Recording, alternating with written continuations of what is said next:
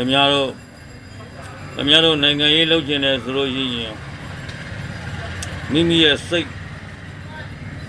ကိုပြန်ဆန်းစစ်ပါနိုင်ငံရေးလုပ်တော့မယ်မြန်မာနိုင်ငံရဲ့အခင်းကျင်းတွေကို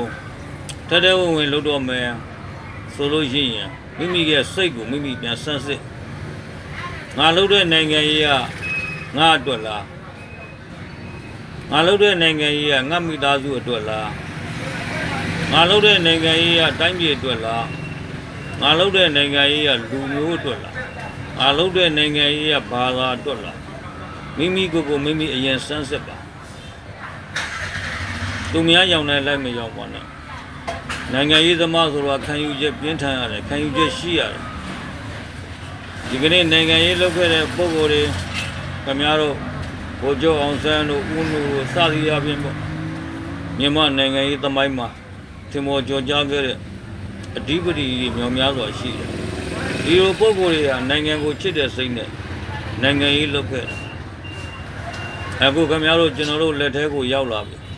မြန်မာနိုင်ငံရေးခင်းချင်းကြီးက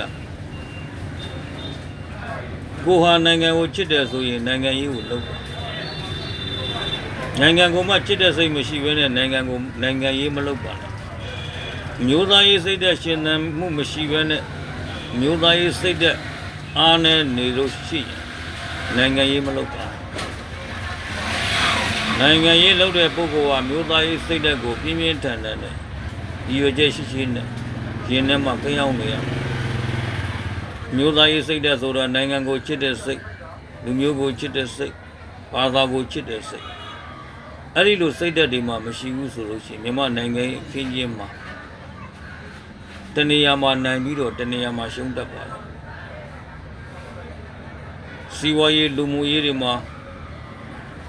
နိုင်ခဲ့လို့ရှိရင်အောင်မြင်ခဲ့လို့ရှိရင်ဘာသာရေးမှာကြာရှုံးတတ်ပါတယ်လူမျိုးရေးတွေမှာကြာရှုံးတတ်ပါတယ်အဲ့တော့ဘက်ဆုံးမွမ်းမံပြင်ဆင်ဖို့နိုင်ငံရေးသမားတွေမှာအစဉ်အဆက်ပြင်ဆင်ထားနိုင်ငံကိုချစ်တယ်ဆိုလို့ရှိရင်အခုကျတို့လွတ်တော်ခံခံနာတွေကိုရောက်ရှိလာပြီဆိုလို့ရှိရင်နိုင်ငံရေးသမားတွေကအသေးသေးပေါ်ထွက်လာမထွက်နဲ့လို့မပြောပါဘူးထွက်တဲ့ပုဂ္ဂိုလ်တွေအားလုံးကလည်းပဲနိုင်ငံကိုချစ်ကြပါလူမျိုးကိုချစ်ကြပါဘာသာကိုချစ်ကြပါအမျိုးသားရေးစိတ်တဲ့ပြင်းထန်စွာနဲ့လှုပ်ဆောင်ကြပါကမ္ဘာနိုင်ငံအသီးသီးမှာမျိုးသားရေးစိတ်ဓာတ်တွေအားနည်းလို့